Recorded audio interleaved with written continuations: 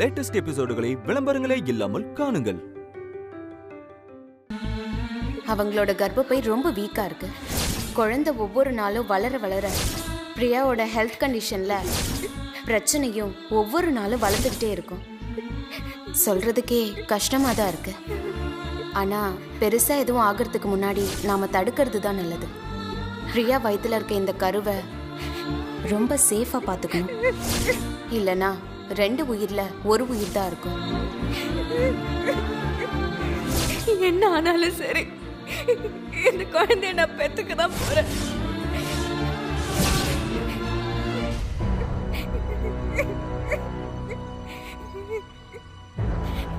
ஏன்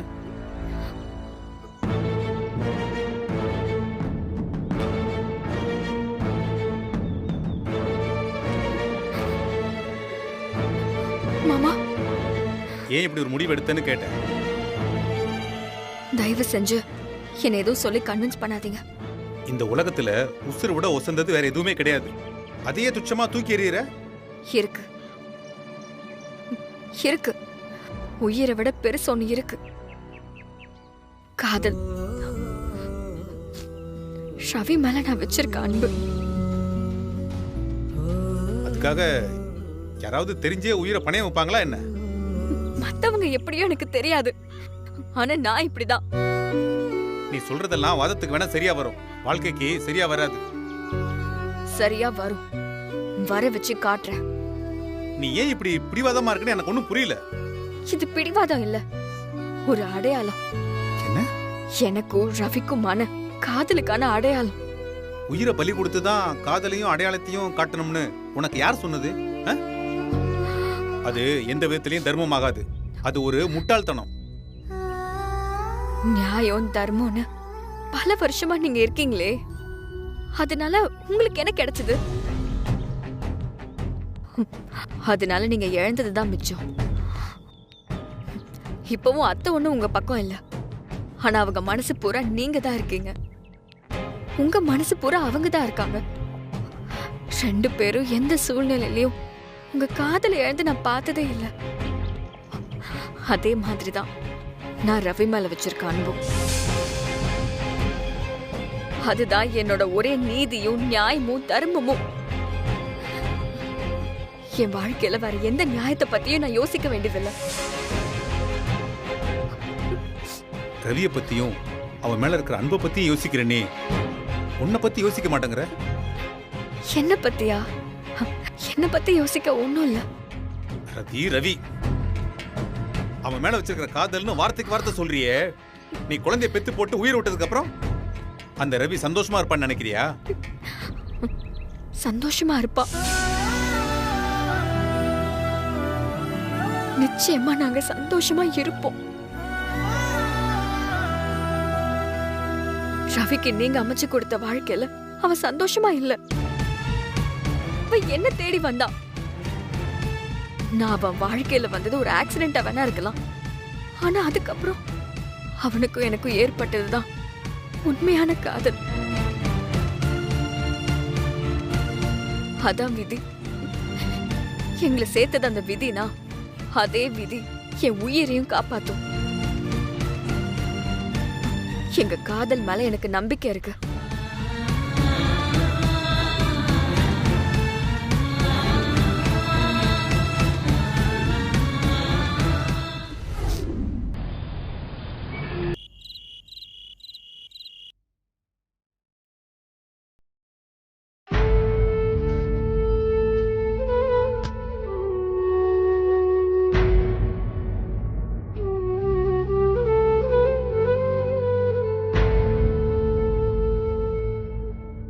மாமா.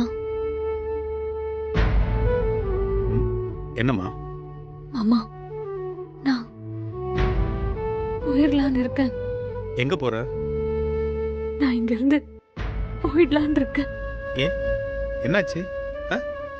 யாராவது ஏதாவது சொன்னாங்களா? நீங்க இருக்கும்போது என்னை யார் என்ன சொல்ல முடியும்? அப்புறம் எதுக்கு போகணும்? இல்ல மாமா, அவங்க 2 பேரும் இங்க சந்தோஷமா இருக்கட்டும். அவங்களுக்கு குறுக்க நான் இருக்க வேண்டாம்னு முடிவு பண்ணிட்டேன். இவ்வளவு நாள் எப்படியோ, ஆனா நேத்து எனக்கு புரிஞ்சிருச்சு மாமா. என்ன புரிஞ்சது? பிரியா ரவியை எவ்வளவு தூரம் நேசிக்கிறான்னு. அதுக்காக நீ ஏன் போகணும்? தெரிஞ்சோ தெரியாமையோ எல்லா தப்புக்கும் நான் காரணமாயிட்டேன் மாமா. இன்னைக்கு பிரியா உயிர் போனாலும் பரவாயில்லங்கிற அளவுக்கு வந்துட்டா. இதுக்கு மேலையும் நான் ரவி மேல பிரியமா இருக்கிறதுல அர்த்தம் இல்லைன்னு தோணுது. பிரியாவுக்காக நான் ரவியை விட்டு கொடுத்துடலான்னு இருக்க மாமா. என்னம்மா இத்தனை நாளா அவனை விட்டு தர முடியாதுன்னு நீ தான் அவளோட சண்டை போட்டுட்டு இருந்த. இப்ப திடீர்னு வந்து இப்படி சொல்ற? இல்ல மாமா, நான் மேலும் மேலும் இதை வளர்க்க விரும்பல. எப்படி பார்த்தாலும் இதுக்கு ஒரு முடிவு வந்துதானே ஆகணும். ரவீன் நல்லவர் மாமா. பிரியா அவருக்காக தானே எல்லாமே செஞ்சா. அதுவும் சரிதான். ரவிக்காக எல்லாமே பண்ணுவா. இப்போ ரவியோட குழந்தைக்காக அவ உயிரையே விட தயாரா இருக்கா. ஓ, அதனால நீ வீட்டை விட்டு போகலான்னு முடிவு பண்ணிட்ட. ஆமா மாமா. அது சரி, இந்த டைவர்ஸ் மத்ததெல்லாம்? அதெல்லாம் எழுதி கொடுத்துட்டு போயிடுறேன் மாமா.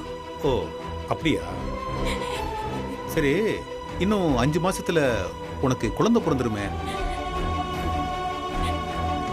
என் குழந்தைய நான் பாத்துக்கிறேன் மாமா. எக்காரணத்துக்கு கொண்டும் என் குழந்தையால ரவிக்கு எந்த பிரச்சனையும் வராம நான் பாத்துக்கிறேன். சரிம்மா, இப்போ இங்க இருந்து போறேன்னு சொல்ற, நீ உங்க அப்பா கூடவும் கோவிச்சுக்கிட்டு இருக்க. வேற எங்க போக போற? உலகம் ரொம்ப பெருசு மாமா. நான் நல்லா படிச்சிருக்கேன், கை நிறைய சம்பாதிக்கிறேன். என்னால எங்க வேணாலும் போய் இருந்துக்க முடியுங்கிற நம்பிக்கை எனக்கு இருக்கு மாமா. உன்னோட தன்னம்பிக்கை நினைச்சா எனக்கு பெருமையா தான் இருக்கு. ஆனா இந்த மாதிரி சமயத்துல நீ, நான் இங்க இருக்கிற வரைக்கும் ரவியால சந்தோஷமா இருக்க முடியாது மாமா. அவர் குழப்பத்திலேயே தான் இருப்பாரு. நான் போயிட்டா எந்த பிரச்சனையும் இல்லாம நிம்மதியா இருப்பாரு. எல்லாம் சரிதான் உமா. ஆனா திடீர்னு ஏன் இப்படி ஒரு முடிவு எடுத்த? ரவி விஷயத்துல நானா பிரியாவான்னு வரும்போது அவ ஜெயிச்சுட்டா. அப்போ அவங்க 2 பேரோட சந்தோஷத்துக்காக உன் வாழ்க்கைய விட்டு கொடுக்கறதா முடிவு பண்ணிட்ட. ஆமா, நீங்களே உங்க மனசை தொட்டு சொல்லுங்க. ரவிக்கு என்ன விட பிரியா தானே பொருத்தமா இருப்பா. அப்படி சொல்ல முடியாதுமா. பிரியா ரவிக்காக எதையும் செய்வேன்னு நிக்கிறா. ஆனா நீ பிரியாவும் ரவியும் 2 பேரும் நல்லா இருக்கணும்னு உன்னோட வாழ்க்கைய தியாகம் பண்ண துணிஞ்சிட்டியே. நீதாமா இப்போ பிரியாவை விட ஒரு படி மேல இருக்க. நம்ம விரும்புறவங்க கிட்ட அது இதுன்னு எதிர்பார்க்கறத விட்டுட்டு எப்போ அந்த அன்கண்டிஷனல் லவ் வந்துருச்சோ அதுக்கப்புறம் உன்னோட அந்த அன்பு, பாசம், காதல் எதுவுமே பிரியாவோட அன்பை விட ஒண்ணுமே குறைச்சலானதில்லை. ஒரு தடவைக்கு 4 தடவை நல்லா யோசிச்சு பாருமா.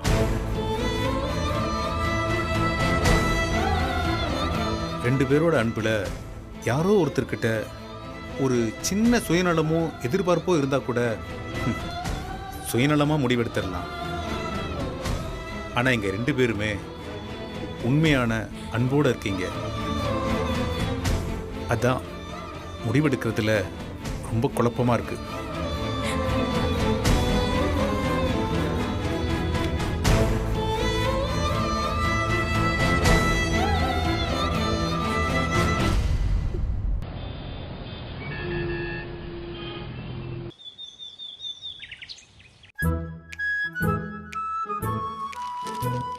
டேய் இந்தடா.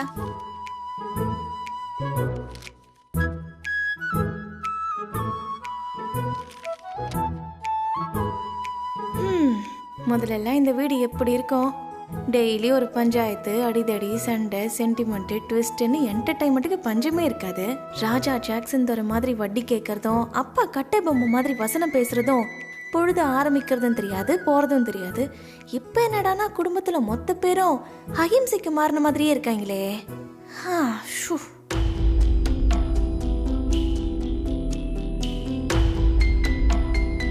என்ன பாண்டி, வீட்ல இருந்து வரும்போது பல்ல கூட விளக்காம அப்படியே வந்துட்டியா என்ன? இதுவா? இது எனக்கு இல்ல நீ. ஓ, அப்பாவுக்கா? மலருக்கு. மலருக்கா? ஆமா.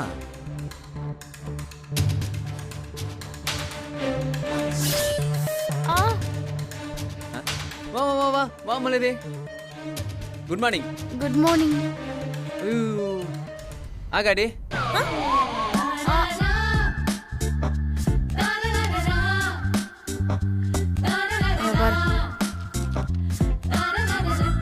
ஒரு நாளைக்கு பல்லு விளக்காம அட்ஜஸ்ட் பண்ணிட்டதா என்னவா? ஏய், அதுங்க ஏதாவது பண்ணிட்டு போகுது, விடு. இதெல்லாம் அவங்களா பண்ணலடா, வேணும்னே நம்மள வெறுப்பேத்ததான் இப்படி சீனை போட்டுட்டு இருக்குதுங்க.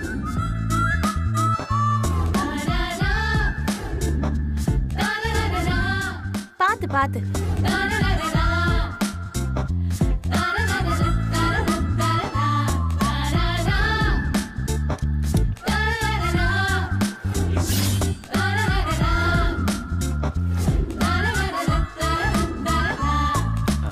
ஒரே நிமிஷம் இரு.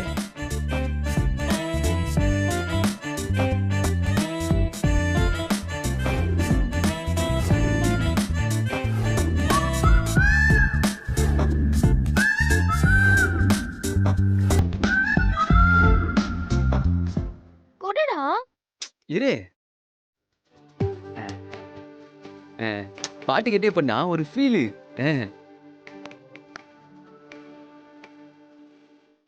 வாய் குப்பிளிக்கிறது கூட இவ்வளவு நேரமா? பாரு. விடு.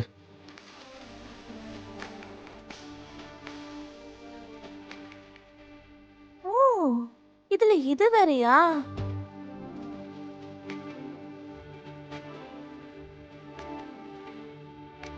இன்னும் என்னென்ன கொடுமையில பார்க்க வேண்டியது இருக்குமோ தெரியலையே கடவுளே. ஓ, இதுல பிஜிஎம் பாட்டு வேற. ஏய், இப்போ என்னதான் பிரச்சனை உனக்கு? டேய், எனக்கு பிரச்சனையா? எனக்கெல்லாம் ஒரு பிரச்சனையும் இல்லை, உனக்கு தான் பிரச்சனை. எனக்கு என்ன பிரச்சனை? சும்மா வாய மூடு.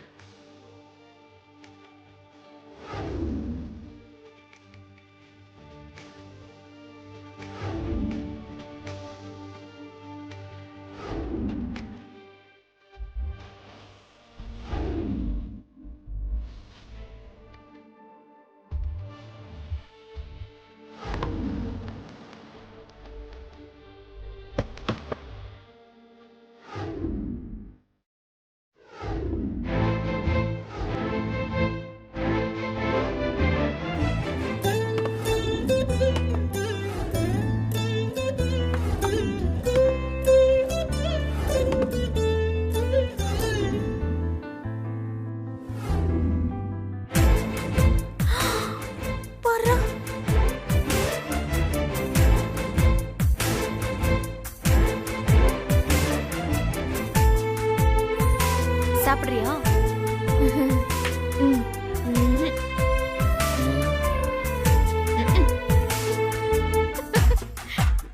வேணா பாண்டி, போதும்.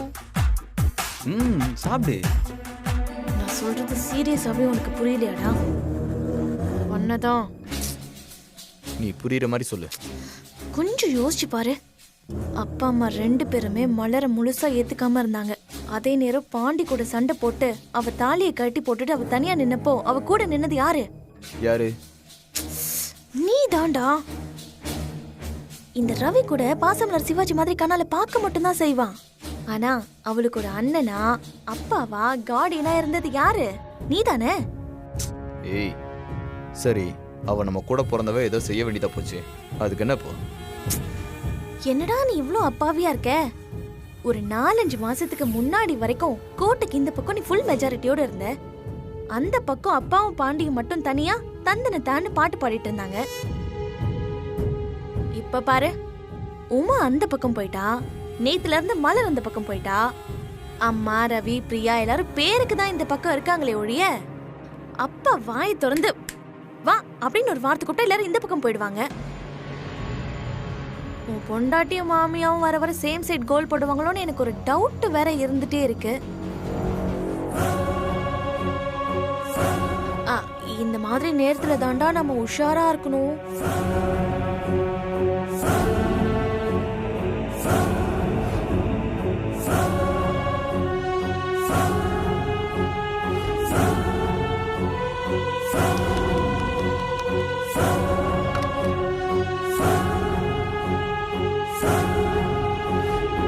இங்க பாரா, நான் சொல்றது நல்லா கேட்டுக்கோ.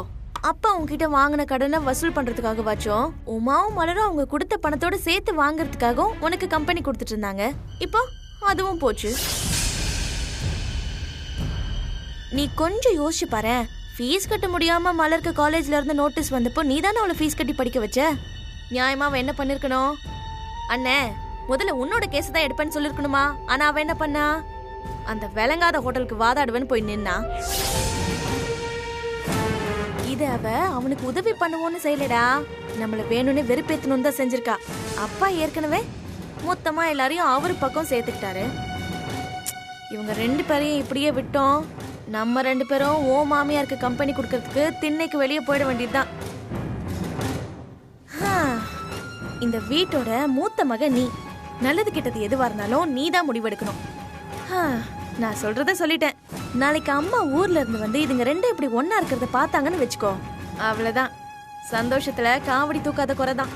இதை இப்படியே விட்டா ரேஷன் கார்டுல உன் பேர் இருக்குமாங்கிறதே டவுட்டு தான், பார்த்துக்கோ. கொஞ்சமா கச்சி கச்சி.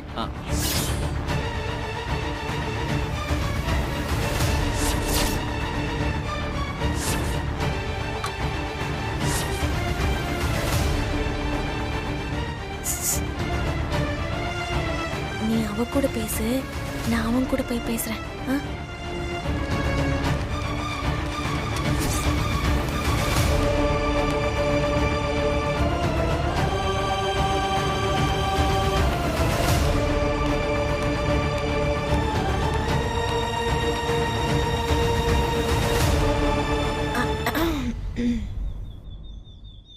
கூப்பிட்டீங்களா? மனுஷன்னா மானம் மரியாதை சூடு சொர்ணம் இதெல்லாம் கொஞ்சமாச்சும் இருக்கணும். இதெல்லாம் யாராண்ட சொல்லுங்கிறீங்க? உன்கிட்ட தான்ப்பா சொல்லிட்டு இருக்கேன். என்னண்டியா இதெல்லாம் என்னண்டியா சொல்லுங்கிறீங்க? ஏன்னா அதெல்லாம் உங்ககிட்ட இல்லையே, அதெல்லாம் ஞாபகப்படுத்துறேன், அவ்வளவுதான். எனக்கு ஒண்ணும் புரியலையே. எப்படி புரியும்? அவ ஈன்னு பல்ல கட்டிட்டு வந்ததும் உனக்கு மண்டையில அடிபட்டு பழசெல்லாம் மறந்து போன மாதிரி அவ பின்னாலேயே போயிட்டு இருக்க. இத பாருங்க, எதுவா இருந்தாலும் எனக்கு புறாப்புல தெளிவா சொல்லுங்க. ஓ ஏப்பா, இதை விட எப்படிப்பா தெளிவா சொல்றது உனக்கு?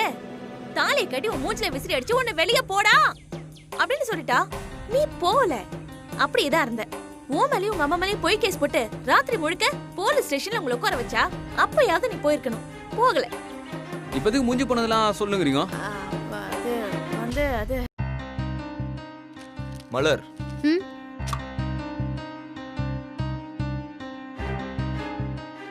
என்னன்னா என்ன மறுபடியும் அந்த பையில கூட சேர்த்து வச்சு சுத்திக்கிட்டு இருக்க? எல்லாம் உங்க அப்பா கொடுத்த ஐடியாவா? அதெல்லாம் இல்ல, கேஸ் விஷயமா 2 பேரும் ஒன்னா போனும் வந்தோம். கேஸ் முடிஞ்சாலும் நீ முடிச்சுக்கிற மாதிரி தெரியலையே. அது இல்லப்பா, ஏதோ கேஸ வாதடியா விஜயிச்சு கொடுத்தால, அதெல்லாம் விடு. சரி, அதுக்காக இப்படி பொசுக்கு நடந்ததெல்லாம் மறந்து போய் அப்படியே ஆளே மாறிட்டா? அத நான் தானே உனக்கு ஞாபகப்படுத்தணும். என்னப்பா அதெல்லாம் விடுப்பாண்டி. உங்க ஏரியா பஞ்சாயத்துல வந்து உங்க அம்மா அப்பா சொந்தக்காரங்க உங்க அத்தனை பேரையும் அவ அசிங்கப்படுத்தினால சொல்லு இருக்குல்ல. அப்புறம் உங்க அம்மா கிருஷ்ணால எடுத்து மேல ஊத்தி அப்படியே பத்த வச்சுக்கிற அளவுக்கு போனாங்களே, உனக்கு ஞாபகம் இல்ல? ஞாபகம். அவங்களுக்கு எனக்கு ஏதாவது ஒண்ணு கிடைக்க ஒண்ணு ஆயிருந்தா ஓ நிலைமை கொஞ்சம் நினைச்சு பாரு. அது நந்தெல்லாம் நந்து போச்சு. அதுக்காண்டியே எல்லாத்தையும் சேர்த்து மலர் அம்மா பண்ண மன்னிப்பு கேட்டுச்சுல. அதான்ப்பா, சம்பவம் நடந்தது உன் ஏரியால, அவன் மன்னிப்பு கேட்டது உங்க ஹோட்டல்லையாச்சே. அது எப்படிப்பா சரி வரும்? நீ தான் திரும்ப திரும்ப அவன் குடும்பத்துல இருக்கிறவங்க கிட்ட மன்னிப்பு கேட்டுட்டு இருக்க. அவ என்னைக்காவது நடந்ததுக்கு உங்ககிட்ட மன்னிப்பு கேட்டிருக்கானா? அண்ணா, அவன் இப்பெல்லாம் முன்ன மாதிரி இல்லைன்னு ரொம்ப மாறிட்டான். அதான் நீயே பாக்குறல்ல. எது? அவனாவது திருந்துறதாவது. இதே வீட்டிலே இத்தனை பேர் முன்னாடி உன்னை கை நீட்டி அடிச்சிருக்கான். இத்தனை நாள்ல என்னைக்காவது ஒரு நாள் உன்னை கொண்டாட்டியா இல்ல வேணாம் உன்னை மனுஷியாவது மதிச்சிருக்கானா? அப்பாவை தாஜா பண்ணி கைக்குள்ள போட்டுக்கிட்டு அவருக்கு ஜாலரா அடிச்சுட்டு சுத்திக்கிட்டு இருக்கான். அவரே வேலை இல்லாம இருக்கிற ஒரு வெத்து வெட்டு, அவருக்கு உதவியா இந்த வெத்து வெட்டு வேற. இவன் ஒரு ஆளுன்னு நீயும் நம்பிக்கிட்டு இருக்க. ஏமாளி.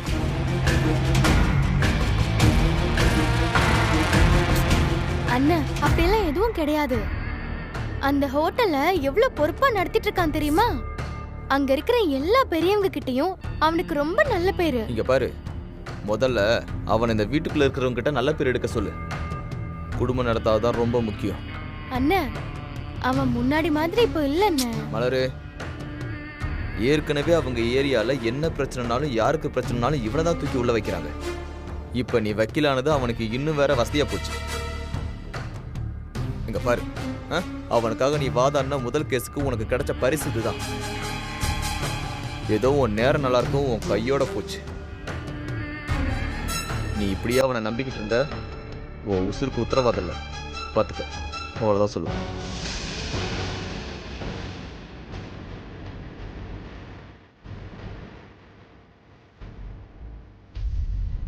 சரி, இப்போ வேற என்ன பண்ணுங்கறியும்? உங்க குடும்பத்தை வசியப்படுத்தினது என்னமோ உங்க ஊர் பஞ்சாயத்துல, அங்க வந்து அவங்க முன்னால மன்னிப்பு கேட்டா தானே உனக்கு கெத்தா இருக்கும். அதை விட்டுட்டு அமைஞ்சு கரையில சாப்பிட்டுட்டு அம்பத்தூர்ல கை கழுவுனா சரியா இருக்குமா சொல்லு? இப்ப தொலைச்ச இடத்துல தானே பத்திடணும். மான மரியாதையை போன இடத்துல தானே மீட்டு எடுக்க முடியும். நான் இதை எந்த உள்நோக்கத்திலயும் சொல்லலப்பா. ஏதோ நீ மான ரோஷத்துக்கு கட்டுப்படுவியேன்ற நம்பிக்கையில சொல்றேன். அவ்வளவுதான் சொல்ல முடியும். நான் வரேன்.